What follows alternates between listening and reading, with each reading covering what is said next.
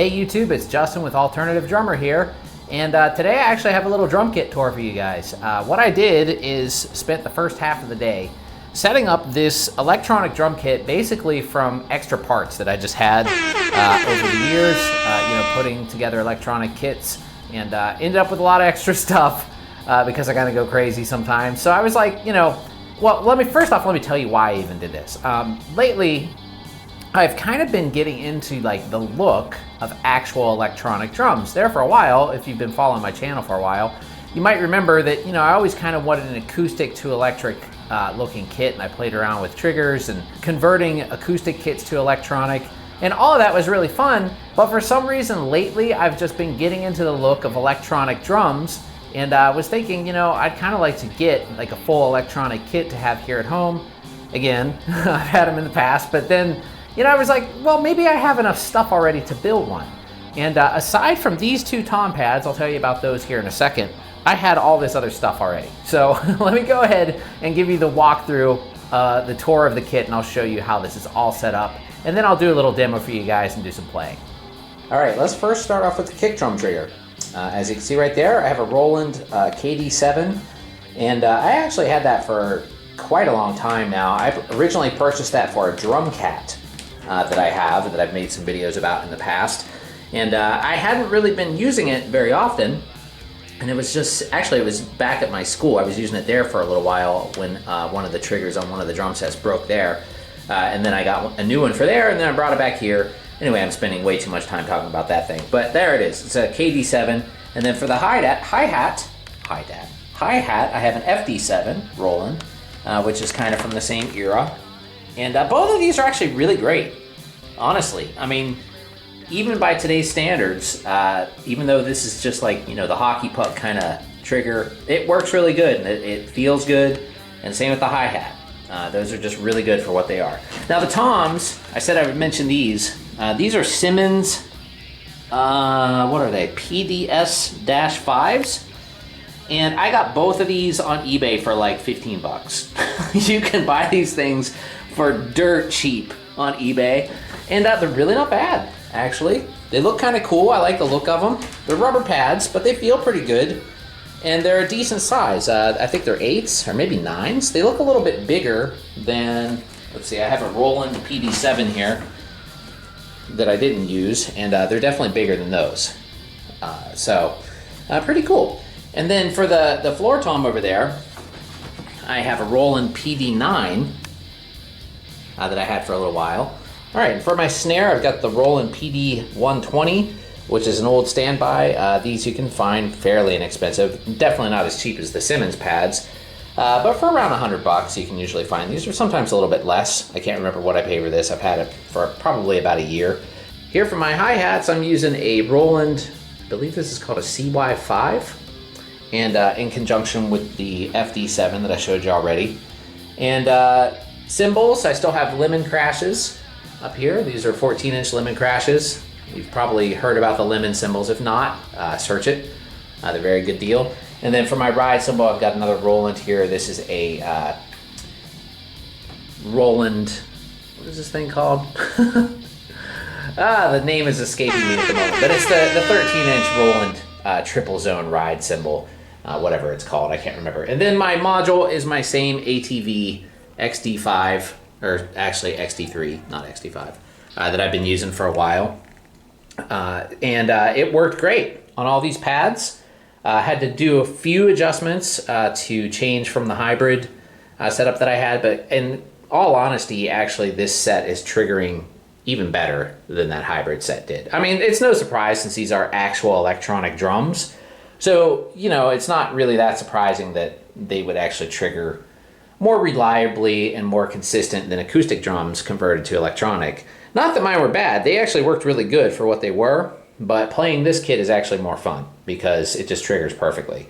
And I think it looks pretty cool too, when you're sitting back here, especially from this angle. The bass drum, visually, this bass drum is nothing. It just looks like a bass drum pedal. It would be cool to have I kind of want a Simmons bass drum that has like the hexagonal shape. I think that would be really cool. Just from a visual standpoint. And they actually made, not the really vintage ones, but the same ones from this era. they made a round one that had a hexagonal shape on the front of it that came with this kit, and I actually saw one of those on eBay. I just bid on it, and they're very cheap as well. I don't know how well that kick drum functions, but it looks cool. So these seem to work just fine. Like I was saying, they actually trigger quite nicely. So anyway, that's it. It's really just a simple setup. Oh, for the stands, I just used hardware that I already had and various clamps and boom arms and, you know, kind of putting some different pieces together to make them work. And the hi-hat is not on a hi-hat stand. It's actually connected to my cymbal stand here. And I like that too. On my hybrid setup, I was using the Roland VH11s. And honestly, I don't really like those things that much. After playing them for I've been playing them for a couple of years, but they're so heavy. And the weight of that cymbal when you're, you know, stepping on your hi-hat pedal of that VH11 hi-hat flopping up and down on there, and it's really loud and just kind of annoying. And it really didn't perform that much better, or better at all, actually, than this setup. This setup right here actually performs better. And plus the pedal, you know, doesn't make as much noise, and this isn't flopping around all over the place, you know. So yeah, this is really cool. I'm really happy with this setup. So let me show you guys some playing. I'm gonna make some music and put something together real quick and show you guys a little demo.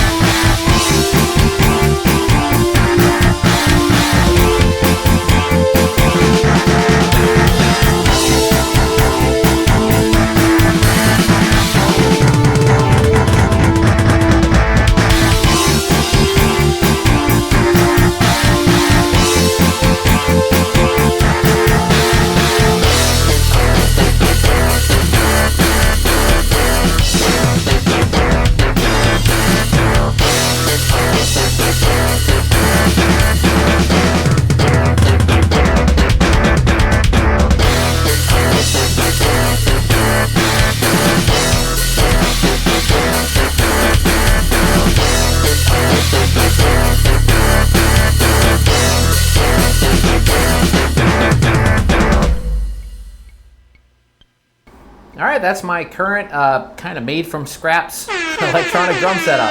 And I have a blast playing this thing. It plays really good. It triggers perfectly.